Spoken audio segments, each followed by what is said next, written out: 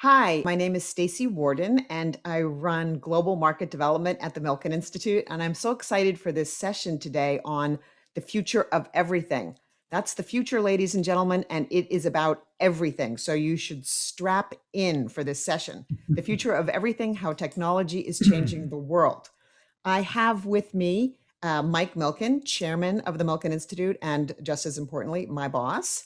Rajeev Misra, who is CEO of SoftBank's Vision Fund. And if you're watching this, I'm sure you already know that because he needs really no introduction.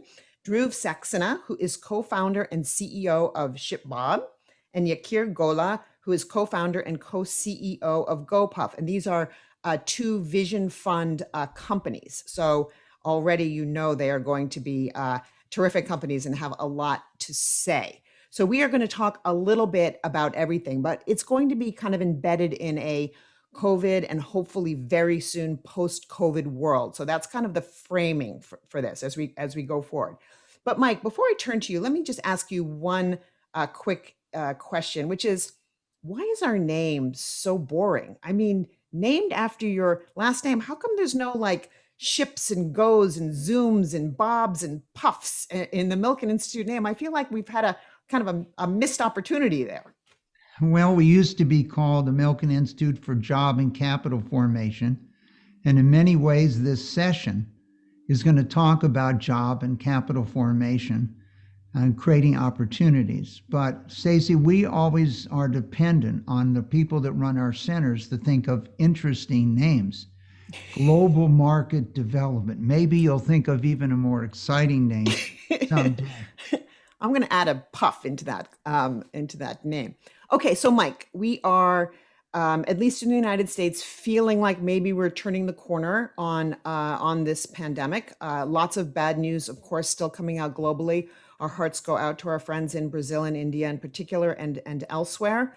But as you think about emerging from this, we are seeing just different ways of thinking about everything from supply chains to consumer to how we will work to international relations. And can you just kind of tell me, how are you thinking about the world, medical, macro, supply chain, and what are you expecting from kind of the next 5 years? What should we be looking out for? Well, let's look back at the last 15 months and then we can look forward, Staci. As you know, 15 months ago, we decided we would redirect the efforts, including yours, to areas to support dealing with this pandemic worldwide. And yes, what appears to be waning in the United States or parts of the United States dramatically today, the tremendous gripping stories coming out of India or Brazil demand our attention. But one of our responses was the creation of these podcasts over the past 15 months that you can get on the Milken Institute site. That what I made the decision is we wanted to see the future. We wanted to see how we're going to accelerate, and choosing hundreds of people to do them with, Rajeev being one of them. We wanted the world to be able to see what they were thinking about at that point in time and what was leadership in this time of crisis. And as I look back, the sheer idea, and the Vision Fund has invested in a number of these companies, but from the releasing of the DNA to Moderna, putting a vaccine into a human being was 9 weeks, not 10 years, not 9 years, 9 weeks. And just the unbelievable story of the compression of time. And so I spent a lot of time talking with Francis Collins, the head of the NIH, or the head of CEPI and other organizations around the world. But I particularly focused on Amgen, Novartis, Pfizer, J&J, and others, and Moderna as to what we were all going to do during this period of time. And we will always reflect on using these skills. We also reached out to the world's largest employers. And as we think about discussions with the former CEOs of Google and Microsoft, if you read those podcasts, you'll see the issue is tech everything. Okay, technology was going to change everything. And that was their response and the view to COVID of what they could do. And when we reached out to many of the largest employers in the world, whether they be Target or Kroger or others we spoke to, such as Albertsons or Walmart or Amazon, you see, even though we have enormous movement to delivery of goods and services, it created millions of new jobs. So the person that hired the most people in the United States was Amazon. Kroger had to go look for 60,000 people to deal with delivery. And you have to look no farther than what's occurred with bioscience here to understand the revolution that's with us. So as we step back and think of the needs of society, education, whatever was going to occur in education digitally has accelerated. Healthcare, whatever was going to occur, we had in some cases in one day as many telemedicine visits as you did in the whole previous year. And that is not going to change.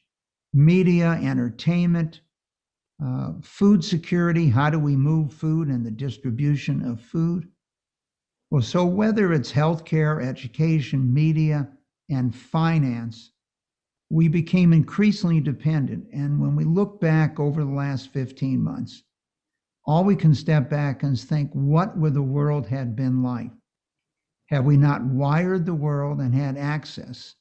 And even in emerging markets that you're so focused on, say sub-Saharan Africa, we went from 4% mobile penetration in the year 2000, that by the time this hit in 2020, more than 80% of the people in sub-Saharan Africa had access to mobile phones to get information, etc. And the same is occurring in India and other places. So I think you only have to look at the most valuable companies in the world, most of which didn't even exist 40 years ago, and some didn't exist even 20 years ago, to understand the importance and the role technology has played in dealing with our challenges, but the role it will play in the future in the environmental areas, but also in job creation. And Rajeev has had a front row seat, not just to the United States, but to the world on how to deploy this technology. And one of the areas that has been affected among the most is finance, an area that Rajeev and I grew up in. But when you realize that 3 of the 5 most valuable companies in the world in finance are Visa, MasterCard, and PayPal. And between the beginning of the pandemic and the end of 20, PayPal's market cap increased more than the value of Goldman Sachs or Citi. Yeah. You just understand this connection as they interact with hundreds of millions of people. So I think technology has become our friend. And in the world of COVID, when we needed solutions quicker, it has become our savior. You know, you're making 2 different points here. One is sort of trend and direction, but this second point I think is interesting, and I'd like you to drill down a little bit into it, this acceleration point. The pace will be ever quickening. How are you thinking about that, and why do you think that's the case? And is COVID driving that, or what's driving that? Well, I think necessity drove it here, but it was accelerating anyway, in the sense that as a former math major, you learn it isn't necessarily where we are, but it's the first derivative and the second derivative on what change is and how fast we're changing. And there's so many areas of civilization that are going to change in the world, and some of the things that we have talked about in other sessions, such as immigration and migration. Somebody today now in Zambia can see what life is like in Europe or other countries, unlike what they could have seen, 20 years even ago. And so if you can't meet the needs in your own society, but they've also seen this success. And one of the views that the Vision Fund has had is with the world is to see what was going on with their investment in Uber, or DoorDash, and how that's reflected in Grab or Groupon in Korea. So this isn't just occurring in specific countries, this is occurring around the world. And we know for sure that many of the developed markets are not going to develop as the US or Europe did. We're not going to have, 10,000 bank branches. That will be in the past. And the ability, Staci, someday to load your DNA or your blood on this and have a doctor someplace in the world. We have already had doctors supervise surgery via mobile telecommunications in different parts of the world. So necessity caused us to accelerate. It caused us to think about everything we learned at Faster Cures to accelerate medical research and how we could deploy it. It caused Pfizer and J&J and Moderna to figure out how they could deploy what they had in a finite period of time, since time equals lives. And I think in terms of, we were quite concerned, as you know, with food security. What's going to happen to supply chains? How are we going to get food to those countries that need food imports to deal with it? And the world's supply chain worked very well, aided by technology. And so, to me, we have to embrace technology as our friend. There are challenges, the personalization, etc. But when you think about senior citizens that weren't mobile and couldn't go to the doctor, couldn't go to the local pharmacy, and what delivery services have done for them, so they're not concerned of how they're going to get some needed requirement that they need, whether it's a prescription or whether it's just some vegetables and fruit.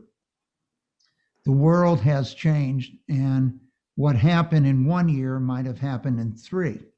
It was inevitable, but as we think about the second derivative as a former math major, that has accelerated, and I don't see it returning to where it was. So Rajeev has just sent me a chat in the chat below, asking me to put an equation up on the screen so that Dhruv and Yakir could take the second derivative in front of all of you and show their math prowess, so that he can talk about the math prowess of his underlying companies. Okay, Rajeev, hearing the kind of framing, I think Mike has brought up a number of very interesting broad themes, not just this acceleration point, but this demographic point too, that we've got sort of an aging population, and the kinds of things that GoPuff is doing, for example, are going to be really critical to even a quality of life. And also this sort of borderless comment, a doctor can be anywhere and a patient anywhere else. When you sit and you look globally, I know you have a very global vision. How are you kind of piecing all of this together, and what are you seeing in terms of broad trends, and what are you interested in? Thank you, Staci. The broad trends are very simple. What's happened in the last, the AI revolution and the digital disruption was happening for the past 5 years. It just got accelerated, as Mike said, by a few years because of macro circumstances, not just COVID, but what other impacts that COVID caused. The other impact is cost of capital went down dramatically for entrepreneurs. What was happening before is that processing power and the cost of processing has come down dramatically and will continue as TSMC and others develop and ship out by the end of this year 5-nanometer chips, which will be even faster and consume less energy and provide edge computing. So the cost of processing is going to impact every aspect of our life, from life sciences. Companies like Grail, like PacBio and others can now, at a much cheaper cost, sequence the entire gene sequence, not just partial gene sequences, at a much lower cost, and provide customized medicine. The availability of data, the collection of data, as these companies over time collect data, will impact how services get disrupted across every industry: financial services, consumer, insurance, medicine, education, etc., where you have customized product delivery. You'll have customized education for the student who needs a certain tutorial in maths or physics. Or the impact of, again, big factors are the cost of processing is coming down, the cost of gathering data is coming down, the cost of capital is coming down.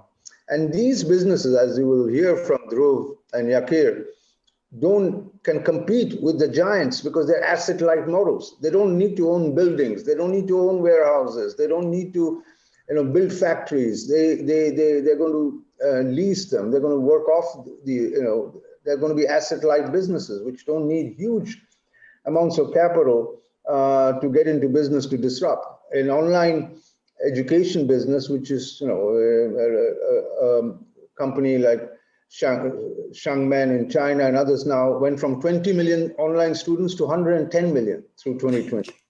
Okay, so, and they don't need bricks and mortar schools and colleges to educate. It is to cost a lot to build a hospital.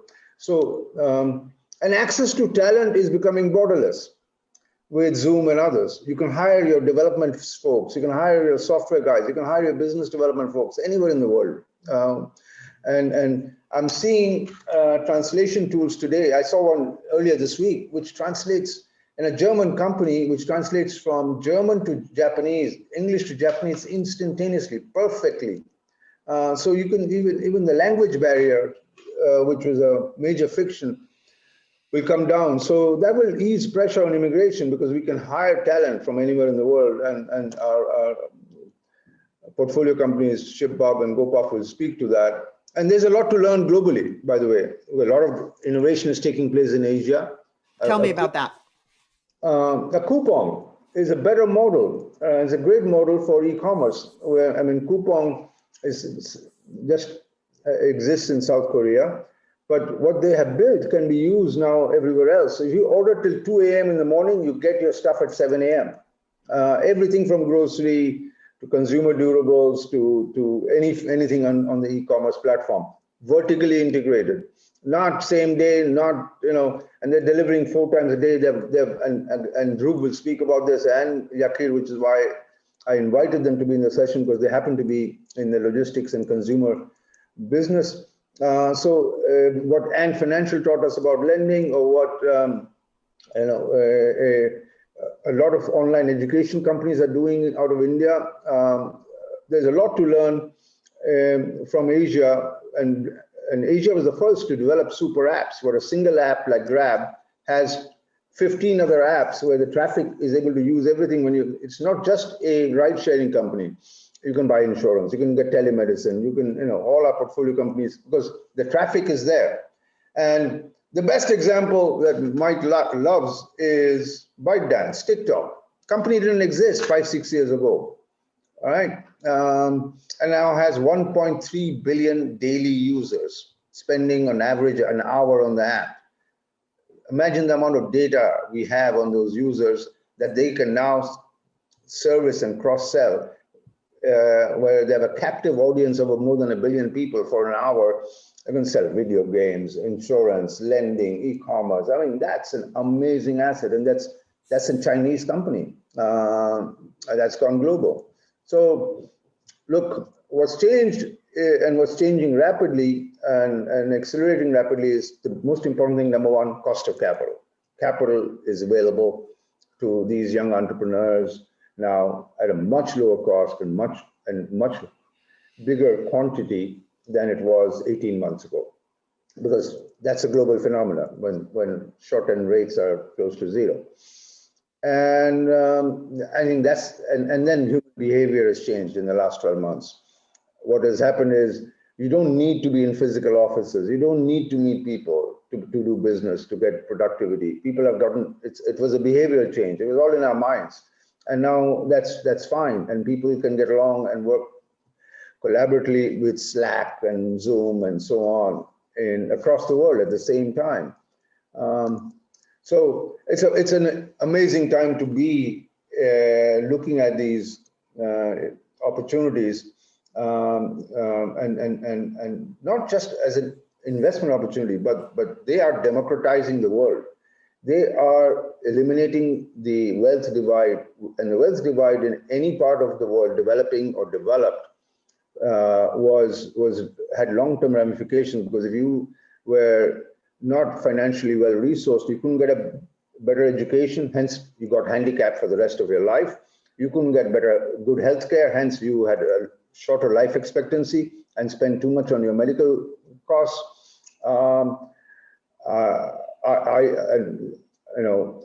speak more about it later, but it's democratizing the world where Yakir GoPuff or ShipBob now can deliver anyone living in a big town, a small town, anywhere in the world, instant consumer gratification of any product. You don't have to go to your corner store to sell your car or buy a product, exotic grapes, what have you. So Staci, I'd just like to weigh in and put some numbers behind what Rajeev spoke about. So computers are 1 million times faster. No one could even have dreamed of sequencing a human genome. It was too big a file.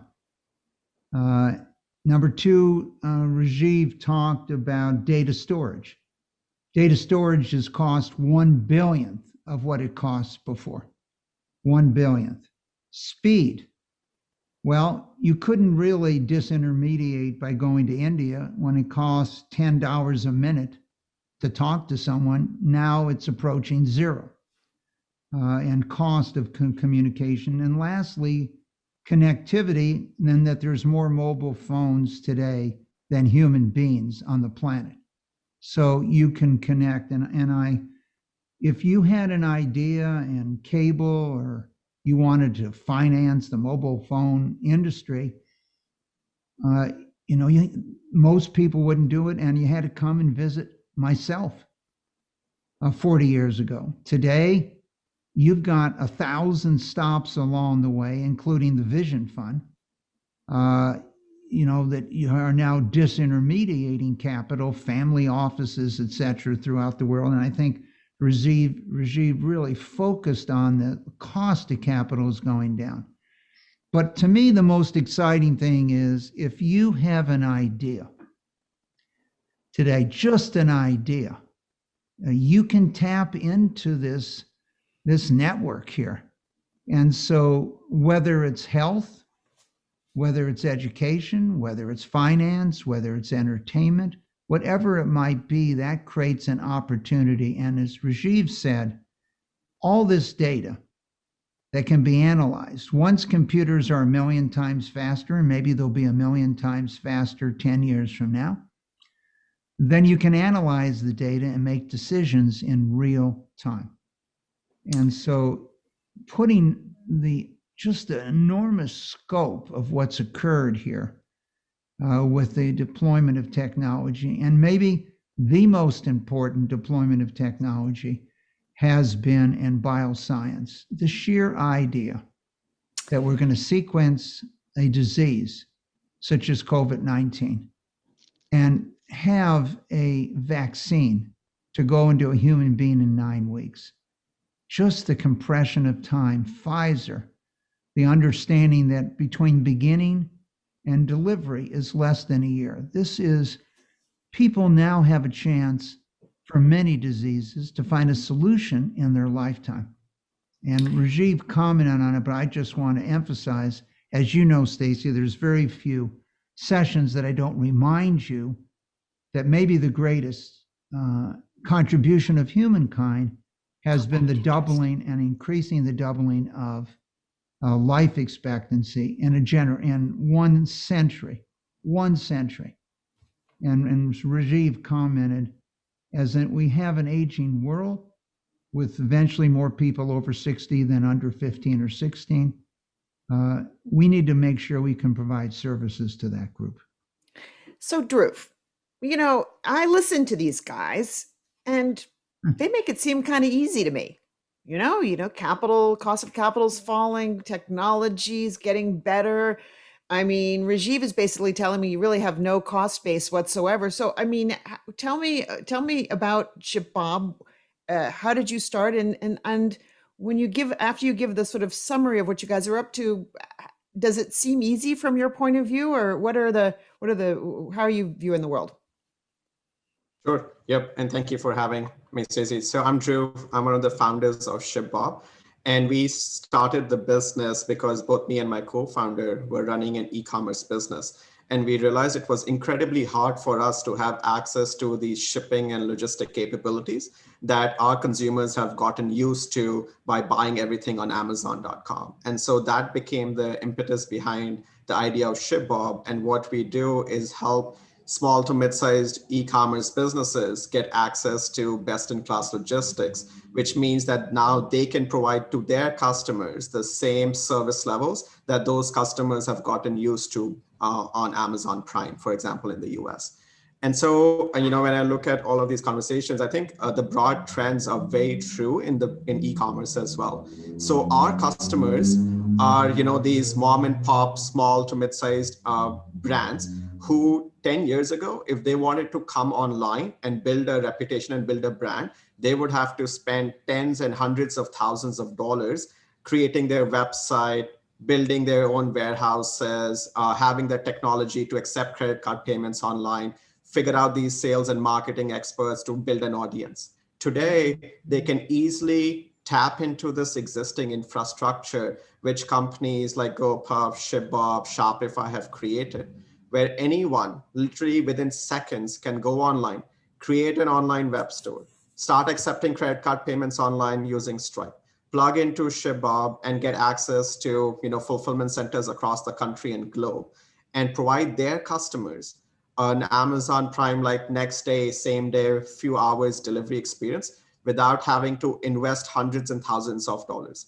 And so if you look forward a few years, I think we will keep reducing the barriers of entrepreneurship. That means more people can now participate in this digital economy. That means more creators, designers, entrepreneurs can create a brand for themselves.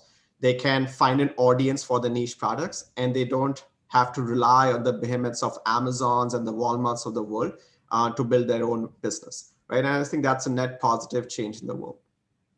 Okay, so I weave baskets, but I don't know how to do anything else.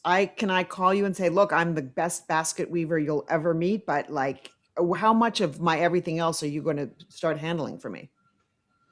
Yeah, so so you can you can go to for example, let's say you weave baskets and now you want to create a website and where everyone can see the baskets and make a purchase. So you can do that almost instantly through Squarespace or Shopify or BigCommerce or what have you. Then you can connect to all of those tools into ShipBob, and from your manufacturer, send that inventory directly to our warehouses within a few clicks, and suddenly you have the same infrastructure that Amazon and the Walmarts of the world have built exclusively for themselves over the last 20 years. And using Instagram now, you can start marketing it, and now you have a digital company ready in a matter of few hours. All right. I'm going to come back to you and I'm going to ask you how the pandemic has changed your business. And I'm also going to ask you about your pain points. Okay. So, but, and then at last, I'm going to ask you if you would consider Ship Stacy as a name, because I do think that has a very nice ring to it. Yakir, you are my hero. I mean, can you get me anything at 2 a.m. in the morning? I mean, how does that work? Not only 2 a.m., but 24/7. 24/7, anything. Anything you need. So tell you about GoPuff. GoPuff is a vertically integrated technology platform in which we operate over 400 micro fulfillment centers across the US. And we what's a micro fulfillment center and what do you mean by vertically integrated? Sure. So micro fulfillment centers are essentially smaller warehouses, in the range of almost 10,000 square feet, and vertically integrating, meaning that we control the entire customer experience. So, we're really proud of all the jobs we've created. We have nearly 10,000 employees operating full-time at GoPuff, not including our tens and tens of thousands of driver partners who've partnered with GoPuff on the GoDrive platform to perform, millions of deliveries across the US. And so when you think about what the kind of products you can get at GoPuff are, diapers and baby food, right? Over-the-counter medication, ice cream. We're among #1 seller of ice cream in e-commerce today. alcohol, right? So it's really anything that you need delivered in 20 to 30 minutes. So But you are not, to be clear, you are not sending a driver to CVS to no, deliver something. not at all. No, these are coming, all the inventory is coming from our micro fulfillment centers in which we operate across the US, operating in over 800 US markets. It does seem a little different to me in terms of how Rajeev teed it up earlier, that you must have a pretty considerable cost base to hold this inventory. Tell me, how does that work? It's not really Dhruv's model, right? No, Rajiv is spot on, and he's right. You know, the way myself and Raf started the business was with a few $1,000s in college, right? And started off in West Philadelphia, you know, launching the business, right? So completely bootstrapped. The way we were able to do it with little to none capital is because we're turning our inventory over faster than we need to pay for it, right? And you know, we use technology to determine how much inventory do we need in stock, right? What do customers want, right? Understanding, making sure we have, you know, what they're asking for, and we're turning over inventory just very, very quickly and stuff. So that's how we've been able to do it. We became profitable for the first 3 years, and we expanded off cash flow. And only raised money later in our life cycle, and we haven't needed a lot of capital to really expand the business nationwide. That surprises me, actually. Rajeev, did you want to jump in? Yeah, Yakir started off at Mike and my alma mater, Penn in Philadelphia, and is still headquartered there, supplying to the students on instant delivery from ice cream, and when they're studying late night, to pizzas, to milk, to I see. what have you. And now is across close to I see.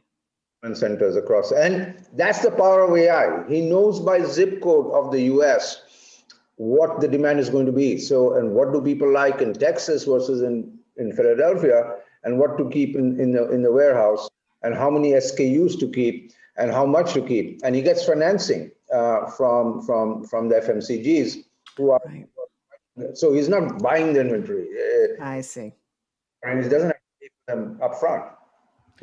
Okay, well, now that I know you started with students, of course, it just seems so much easier to me. I mean, you didn't have to make one delivery between 6 a.m. and noon, probably in the first 3 years of your business.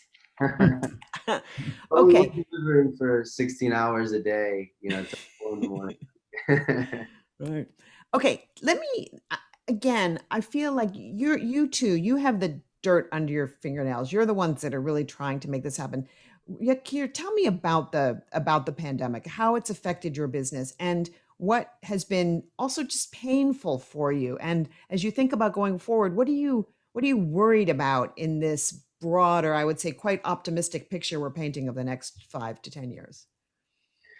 Look, you know, the pandemic was a horrible time worldwide, right, for everybody.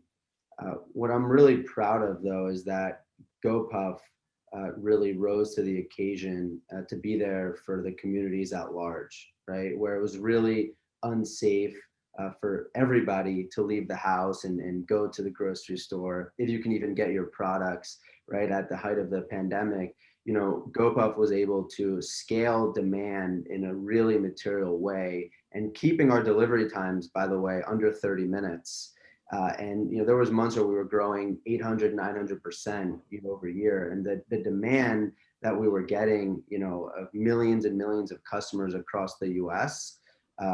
We were proud of our team that we were able to execute and be there for consumers. And you know, the thing that we were able to do also is launch new categories, things that people needed.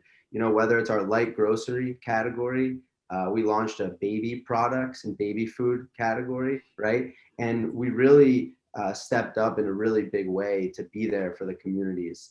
You know, but I'll tell you, it was very difficult. You know, one of the most difficult things was just hiring the amount of employees that we needed to fulfill the demand, right? Also, you know, launching these micro fulfillment centers in the time of the height of the pandemic, right? We needed to be there for the community. We needed to be there for the customers, and in the supply chain, right? Keeping inventory in stock and making sure people were able to get their toilet paper, right? or their paper towels. You know, there was many challenges, but I'm really proud of how our team have been able to execute in a really significant way and be there for everybody during this really important time. Staci, there's a bunch of lessons to be learned here, I think, that are very important. One, the necessity of access to products and services, that they stepped up to meet that need during a period of time where you might not leave your house. And particularly the older you were, the less likely you were leaving your house. So you've responded to a need of society, and you know, doing good is good business. So the business grows when you can meet that need. The second thing that you drill down on, Staci, is when you buy goods and services, the supplier often gives you terms, 30, 60 days. And so you don't need a lot of capital here to tie up in your inventory, since your inventory is turning and you might not pay the person, whereas you might turn it twice a month, 3 times a month. But you do need money for the warehouses and the infrastructure and the technology to operate these warehouses and logistics. And in order to know what your customer wants, you need to be able to have the data that can measure what is demand that's coming in. So you've deployed technology. But the real lesson that excites me, many years ago when the internet was getting going, there was a cartoon in the 1990s. And the cartoon was a dog speaking and saying, you know, the great thing about the internet is they don't know we're a dog. Okay, so the dog is on the computer. And I feel in many ways, technology has leveled issues of discrimination and other opportunity, in that when you're doing business with these companies, you don't necessarily know where they're headquartered, who the principals are, etc. So this is an opportunity for freedom for so many people, whether they're a man, a woman, whatever your religion is, where you were born, etc. That technology has made everyone blind necessarily to who's behind the company. And if I wanted to give you an unusual example, when I was in Israel visiting one of the more successful companies, I asked them, what has surprised you most? And the answer was that the restaurants, as they reopened in Damascus, were using their software. Now, they didn't think of it as an Israeli company, they thought of it as a European company, but the sheer idea that a company in Israel now is providing the software to run restaurants in Damascus, Syria, would not be a natural thought. And so I really believe that this is the true equal opportunity employer. And when Rajeev talks about capital, it really drives you back to the world's most important asset, and that is the potential and productivity of individuals. And therefore, what this has done is it allows you to compete against the largest companies in the world by using these platforms. Now, this is a whole generational change. If I took you back to the 1970s, early 1980s, if you wanted to make a long distance call, there was primarily one carrier, AT&T. Another one grew up, that we had financed MCI. But AT&T tried to put in barriers to have MCI go across their lines. There wasn't an alternative to using their lines. And by putting tariffs on, you could put any competitor out of business. Today, this freedom allows everyone to compete based on ability. And the key is, how strong is your team? And I'm sure maybe the most important factor with Rajeev to invest, or other investors around the world, is who's the team? Who's the leadership? What's their vision? What's their ideas? And the ability to recruit people. And as we saw as many as 40 years ago, as financial markets opened up in the 70s and 80s, large companies had an increasingly harder time competing with younger companies because of the differential in human capital. And as Rajeev has said, the cost of financial capital has dropped, but the value of human capital has actually increased, or human potential, because you can put the resources, and they're not just a company in Philadelphia. They can be a nationwide company. They can be a worldwide company today. So who are the people, to me, is really the scarce resource, and it underlines what is the most valuable asset, and that is the talent of those individuals. Yeah, just one point of clarification, Mike, for these two young gentlemen. Guys, phones, they used to come with cords and you plug them into the wall. That's how it used to work. I just want to. But, one thing to say about my boss is he was, in the 70s, a very smart guy and everything like that. But the other reason that he made money for his clients was simply by not discriminating, by not being racist, by not discriminating against women. I mean, he financed women and Jewish people and the first African-American billionaire. I mean, the man even financed Australians back in the day. And so that blindness in the beginning is one thing that he's quite famous for. And again, as you point out, Mike, is much more enabled now in a kind of a digital world. But Dhruv, it seems to me, I want to know what keeps you up at night. But it seems to me you are very exposed to the health of these very small entrepreneurs. And how do you, when you think about it more broadly, how can you tell me how from your vantage point, are you seeing the health of the SME sector?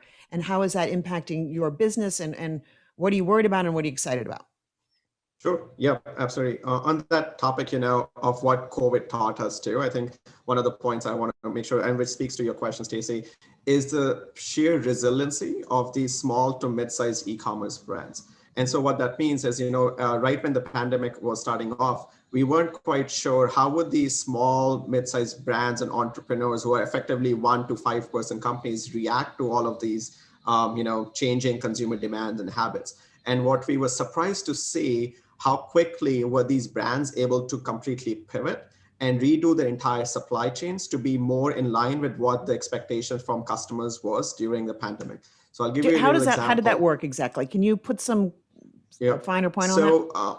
Yep. And so I'll give you an example of a company which was selling, all natural deodorant online. And so this company, because it was direct to consumer, they knew exactly who their customers are because they sell directly to the customers without going through Amazon or the Walmarts of the world. So when the pandemic happened, people obviously are not going out. So maybe they didn't need so much deodorants anymore. And so, but this brand, what it was able to do was completely change its entire customers who were buying deodorants of it. And I think that allowed this brand to expand during a pandemic and actually have the best sales ever. So I think we saw this repeated across the thousands of e-commerce brands that are on the ShipBob platform. So I think what the pandemic reflected for us was that the small to mid-sized e-commerce businesses are actually very resilient, very responsive, and they're able to make changes to respond to their changing customer habits. And so, so that was sort of a hit, or a good change that we saw. And I think as more and more of these businesses became online, I think the downside or the things which are keeping us up at night are the sheer constraints of the supply chain. So today I was talking to, some of our larger merchants on a platform, and they say it's taking them anywhere from 2 months to 3 months to get their products into the United States because all of the manufacturing happens in Southeast Asia. Staci, I think a very important complete logjam on the LA port. Right. Staci, I want to just make a really important point here.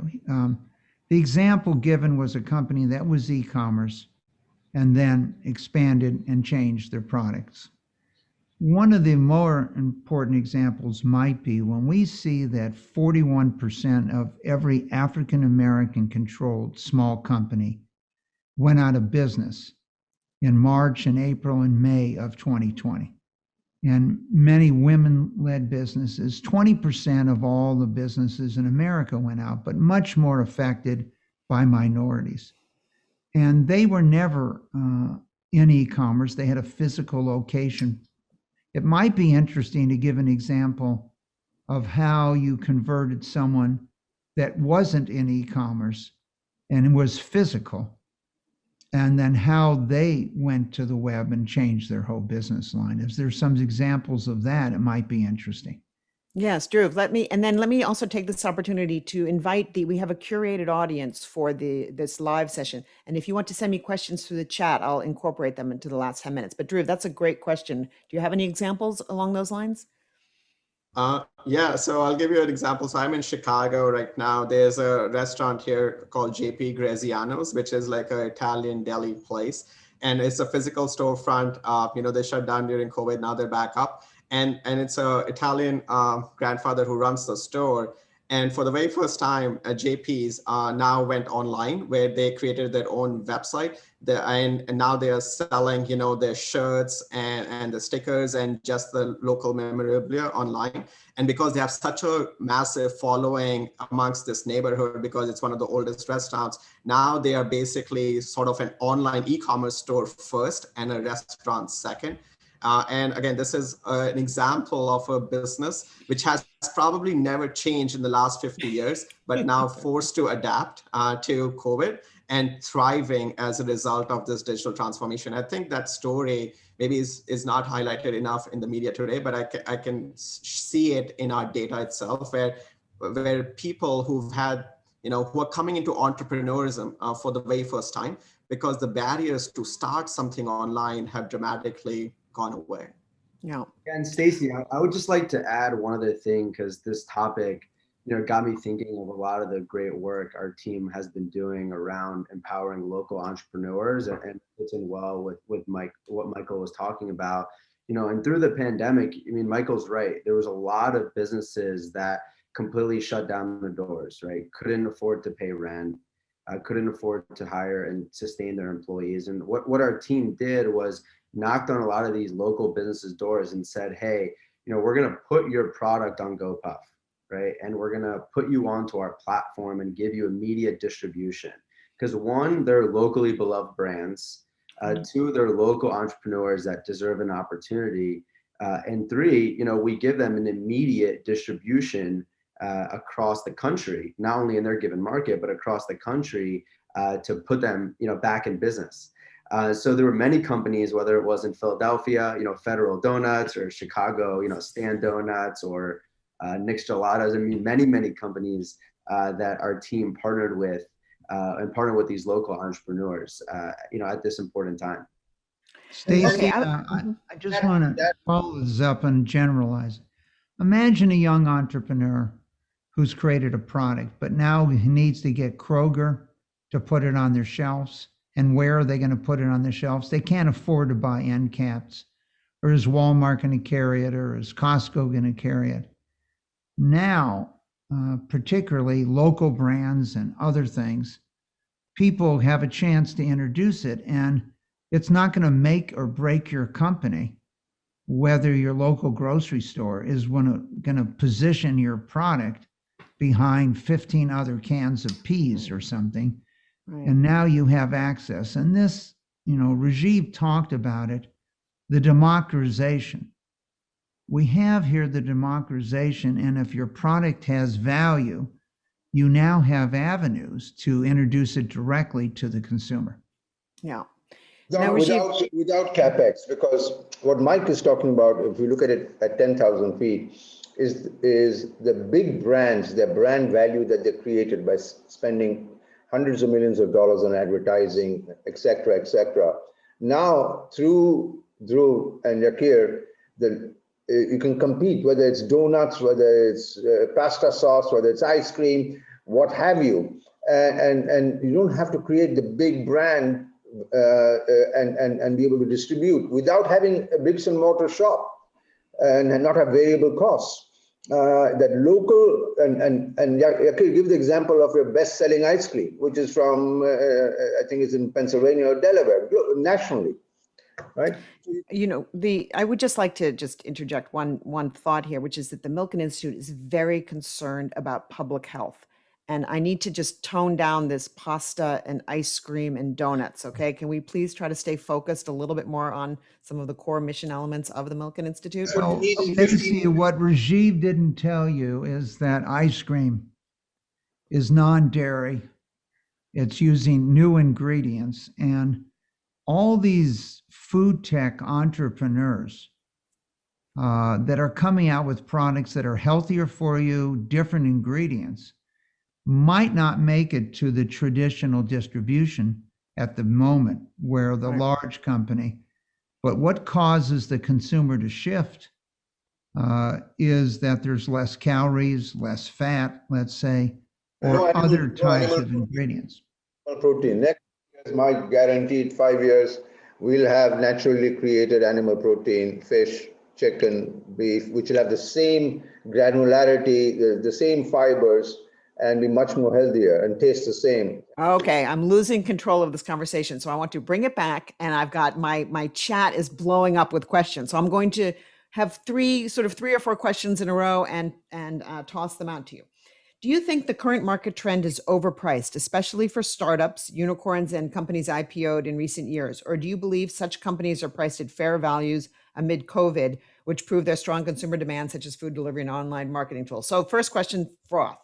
Second, I think this is more to you, Rajeev. As a career investor, how have markets responded to the acceleration in themes, and where do you see value for a fund like the Vision Fund, large fund?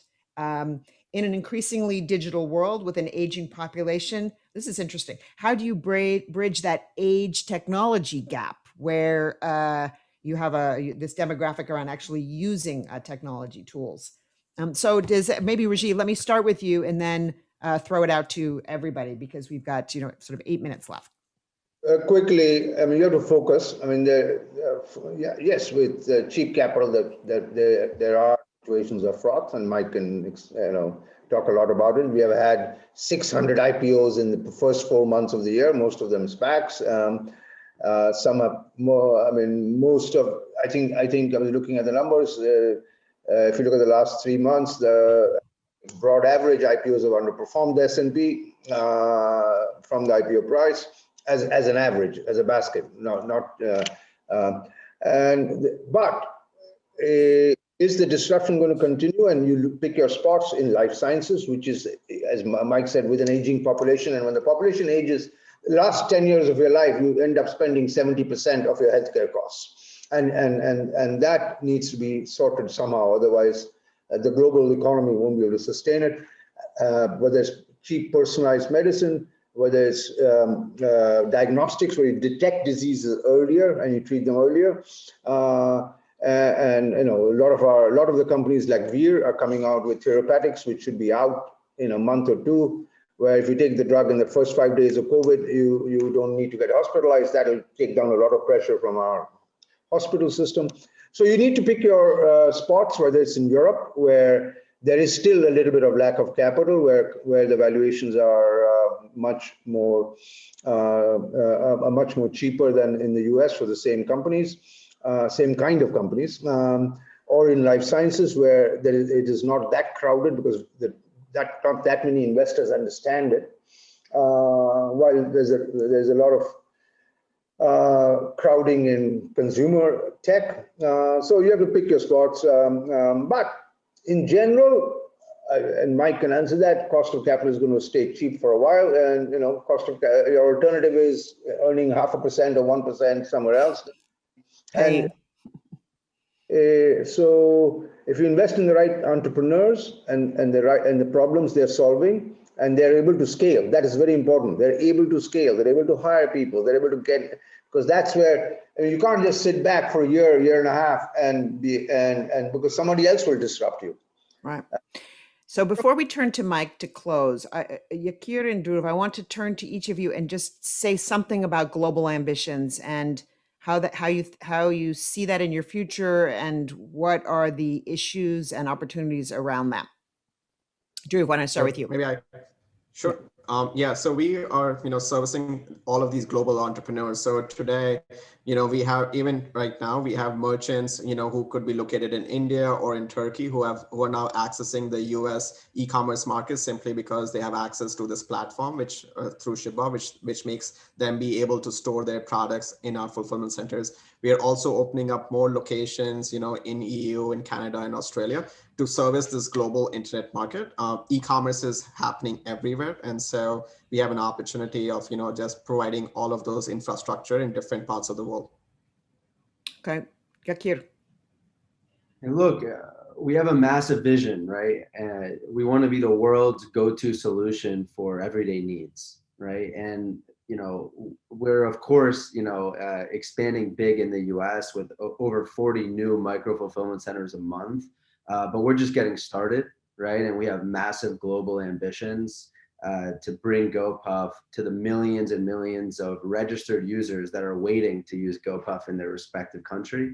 So we're going to be investing significant capital outside the U.S. just in 2021 alone. And it's going to be a priority to bring GoPuff to the millions of people that are waiting for GoPuff to expand and to launch there, so to be able to use the service. So we're very excited about our global ambitions.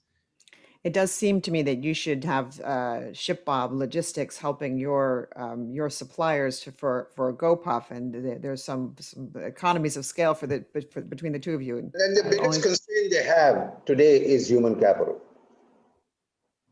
Yeah. Yep. Right. Okay, Mike Milken, you've heard this discussion. What are your key takeaways for it, and what do you think about the market right now, and what do you want to leave us with? First, your question was really valuations in the marketplace. Both of them were kind of related, Staci. And I would say to you, what is the growth rate, the first derivative? How fast are you growing? And what is the second derivative? Is your growth accelerating or is it declining?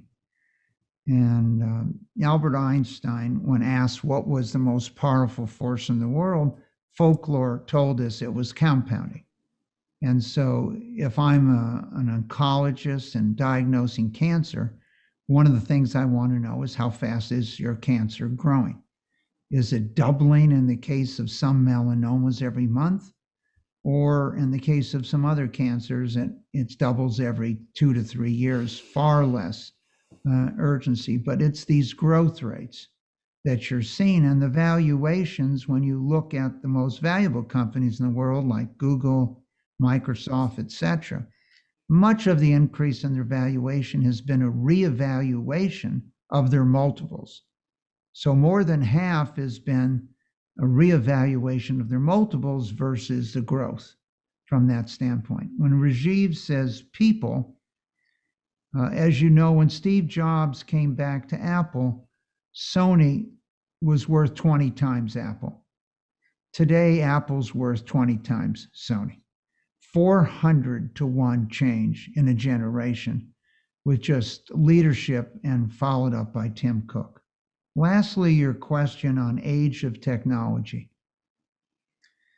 One of the most dramatic effects of COVID has been on senior citizens, depending what age we'd call them, being forced to understand how to use technology to solve their problems, whether it's to order something from or engage with the two companies that presented today.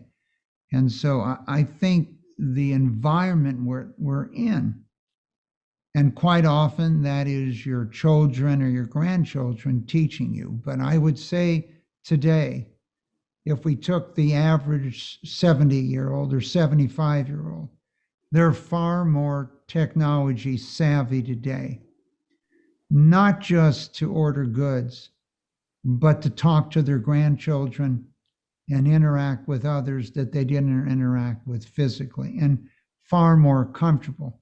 But that was necessity in the environment we lived in. And so I feel that technology gap is growing. But there's an important element in your question, Staci, is that if you think you have an interaction today, recognizing the next generation is even more technology enabled. So as I watched at our scientific retreat, the movement from people writing notes on paper to almost 100% of them now on computers. So there's very little paper in the room. And then seeing them talking into their devices. Rajeev also paved the way with just one brief comment today, and that is believe eventually all languages will be disintermediated. And I saw it the first time in Singapore at one of our Asia conferences, Staci, where I was talking to a small group of maybe 12 people from China who ran small and medium businesses. And they all have this little device that looked to me like a mobile phone sitting in front of them that they're looking at while I'm talking. So after a few minutes, I asked them, what was that device? And that device was translating in real time from English to Mandarin. So they understood every word I was taking. Now, it might not be great for the translator career here going forward for those that are service translators, but it will be great for communications and we'll be able to have real-time discussions with this opportunity to go from one language to another in real time. Right. I And I thought, Staci, to Mike, 70 is not going to be old anymore, Mike, by the way, with life sciences, right? That's true. Well, 80 is the new 60. And in insurance terms, since you brought it up, Rajeev, I think the cost of a term life in policy for a 72-year-old today is the same as it was for a 55-year-old 40 years ago. So it's not just that we feel younger on a biological basis, we're healthier and younger. right. Well, gentlemen, thank you so much for such an amazing discussion. I learned a lot and I feel very hopeful about the world. So again, this is Staci Warden from ZipGoGo Global Market Development at the Milken Institute. And I thank you so much for participating in this. Thank you. Thank you, Dhruv. Thank you, Yakir, from your valuable time. Thank you for having us.